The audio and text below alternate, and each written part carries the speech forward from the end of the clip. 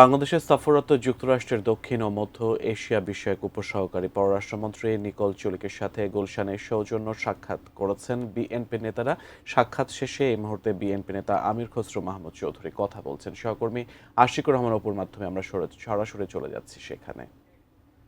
আর আলোচনা হয়েছে নির্বাচন তো আছে, আপনারা বুঝতেই পারছেন, সবাই তো জানতে চাচ্ছেন নির্বাচন কবে, আমরা কি চিন্তা করছি। স্বাভাবিক, এটা দীর্ঘ আলোচনা হয়েছে এবং স্বভাবতই বাংলাদেশে গণতান্ত্রিক অর্ডার ফিরিয়ে না আসলে আমরা বলেছি বাংলাদেশের যে বিভিন্ন ক্ষেত্রে দেশের ভিতরে বাইরে যে সিদ্ধান্তগুলো স্থগিত আছে, যারা সিদ্ধান্ত নিতে পারছে না সেটা ক্ষতিগ্রস্ত হচ্ছে। আর তাছাড়া একটা নির্বাচিত সরকারের আসার পরে যে সিদ্ধান্তগুলো সহজে আসবে এবং জনগণের সমর্থনে যে সরকার থাকে তাদের সিদ্ধান্তগুলো নিতে যত সহজ হয়।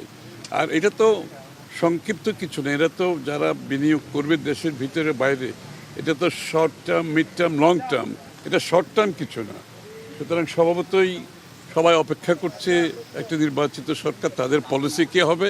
আর আমরা যে আমাদের পলিসি আমরা জানতে চেয়ে যে বিএনপির পলিসি কী হবে, যে অর্থনৈতিক পলিসি কী হবে, সেটা আমরা বিস্তারিত বলেছি। এবং যে আমরা বিগত দিনে বাংলাদেশের যত সংস্কার হয়েছে, যে অর্থনৈতিক সংস্কার বিএনপির সময় হয়েছে, রাজনৈতিক সংস্কার বিএনপির সময় হয়েছে, যে বহুদলীয় গণতন্ত্র থেকে মুক্তবাজার অর্থনীতি থেকে শুরু করে বিচার বিভাগের স্বাধীনতা থেকে শুরু করে সব সংস্কার বিএনপির সময় হয়েছে। এবং যা অর্থনৈতিক যে সচ্ছলতা বাংলাদেশে এসছে, যে আমাদের অর্থনৈতিক সংস্কারের কারণে আসছে এবং আগামী দিনে আমরা আরও বড় ধরনের অর্থনৈতিক সংস্কারে যাব, সেটা তারা আশ্বস্ত হয়েছে। যে কাঠ ও পিভিসি ম্যাটেরিয়ালের সংমিশ্রণে তৈরি আধুনিক আরএফএল উডিডোর, কাঠের চেয়েও কঠোর।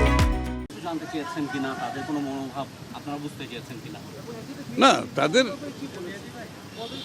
না, নির্বাচন তো ডিসেম্বরের মধ্যে, স্বভাবতই এটা আমাদের প্রধান উপদেষ্টার সাথে আপনারা বৈঠক করেছেন এবং বিএনপি মহাসচিব উনি ব্রিফিং করে বলেছেন যে প্রধান উপদেষ্টা যে কথাটা বলেছেন বিএনপি আশ্বস্ত হতে পারেনি।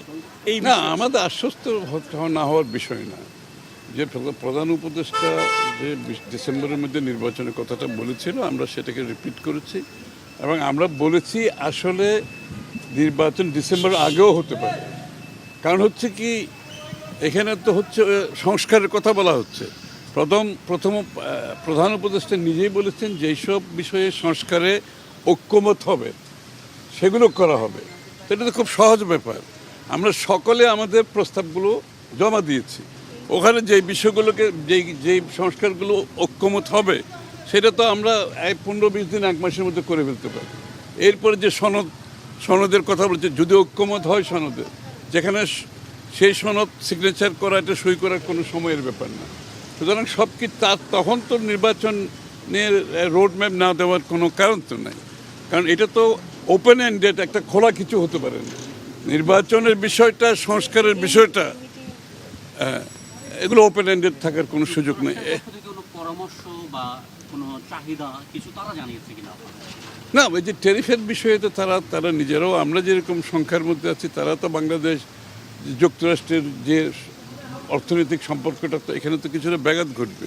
এই জন্য আমরা কী করতে যাচ্ছি, যে বিএনপির পক্ষ থেকে আমরা যেটা চিন্তা করছি আমরা বলেছি এবং আমরা এটার উপর আরও কাজ করছি এবং আমাদের এটা একটা 90 আলোচনা,